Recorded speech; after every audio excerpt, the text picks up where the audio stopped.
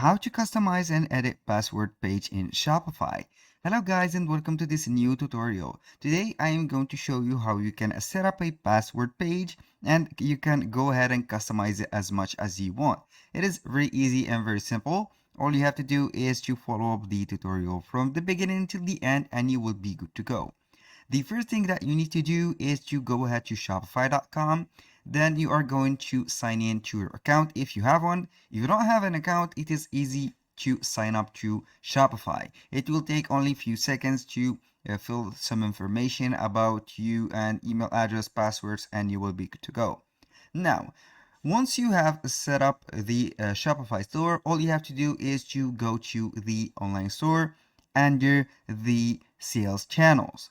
Then we are simply going to click on select the theme that we want to add, or we want to add this password page, and then we are going simply to click on customize.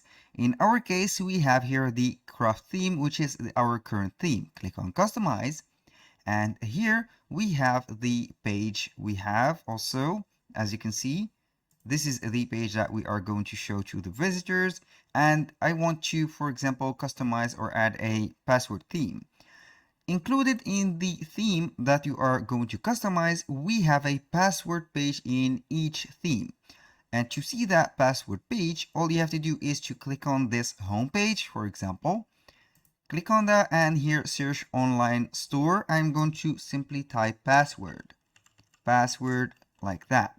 And it will show up the password page. Click on password, and here we have the password page that we have set, or the automatic setter have set. As you can see, we have a template and we have a section. This is the password header. You can go ahead and put the logo on it, and also you can change the theme or the scheme, for example, like that. You can go ahead and put the scheme right here. This is a scheme. I preferably put this light one. I'm going back right here to the template. Here on the template, we have email sign up banner. You can go ahead and make this and make some modification to this one. You have a text. You have another text here, a subtext, and here we have a email form. You can go ahead and select or add another section. It is very customizable. For example, I am going to delete this email sign up banner. I'm going to hide it, or I'm going to delete it. It is up to you to choose. Then I'm going to add another section. Let's say that we are going to add a image banner, for example. Let's add this image banner. And then I'm going simply to drag and drop it on top of the email sign up banner. Here we have some information. As you can see, we have a image banner text, a description, and some buttons. I'm going simply to delete those buttons and only give that. Here we have the image banner. I'm going to delete that also. I don't want to make the text on a box like that. So simply I'm going to add a block on this image, and here we have a text. You can go ahead and modify this text. As you can see, we can put it as body, subtitle, or uppercase. I'm going to put a description on this.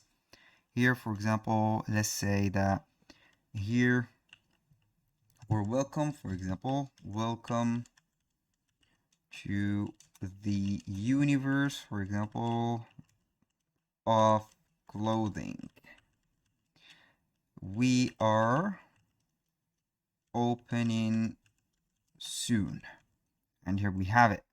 This is the description. You can put it as a subtitle, a body, or something like that. I'm going to put this text as bold, and here we have it. You can add a link to it if you want, but I highly recommend you to let it as it is. Now, let's go back right here and make some customization. You can add a button or a heading. Now, let's go ahead to the image banner. Here we can add an image. For example, this is the first image, the second image. We can also put an image overlay opacity. I'm going to add an image. This is the image that I want to let the visitors see. And here we have the, as you can see, the box of the description. I'm going right here to the box. Click on here. You can fully customize this, or you want, for example, to set this apart. It is up to you, or you can hide it like that. For example, like that, and also add another section, for example, or another block. I'm going to add a block right here, or a section, image, or rich text. Now I'm going to put here, let me see, and copy the content right here. Copy it, go back, hide it again, and in the rich text, I'm going to put right here the text that we have added. Go back right here, share information, and we don't need this button of the share information. Also that button, it is not necessary. Now for this, I'm going to drag and drop it and make it here on top, for example, or at the bottom of the section that we have added. And as you can see, the rich text scheme, you can go ahead and edit it. For example, for the color, you can go ahead and make it lighter like that. Here we go. And now we are going to add another section. For example, let's go ahead and add a section, and here we are going to see if we have a countdown. I'm going to the section and put count, and you'll see here we don't have a countdown, but you can go ahead and add some apps or some integration to add the countdown. I'm going simply to choose, for example, a slideshow. You can go ahead and add a slideshow like that. I'm going to add this slideshow, and here we have the images. I'm going to add some images to the slideshow. Let's say that we have this image. This is for the first image, and here we have it. Let's see here, what do we have? This is the box or the heading that we have. You can go ahead and remove all of these. And here we have the button label. You can go ahead and remove it, or you can go and set it whatever you have. You can put, for example, the image overlay. And as you can see, we can add a lot of sections. For example, you can add a video, a blog post, a custom code, or a contact form. I am going to add, for example, a contact form right here. We'll wait for it to be added, and then I'm going simply to put it right here under the banner, image banner. You are going to let the customers make some newsletters or subscribe for them, or you can get the information from your customer. For example, the phone number, the email, the content. And here we are on the contact form. You can see here, for example, put your info to be the first hearing, for example, from us. And then we are going to collect some information from the customers. You are going to click on save, and here we have it. Now let's go and enable this password or this password page.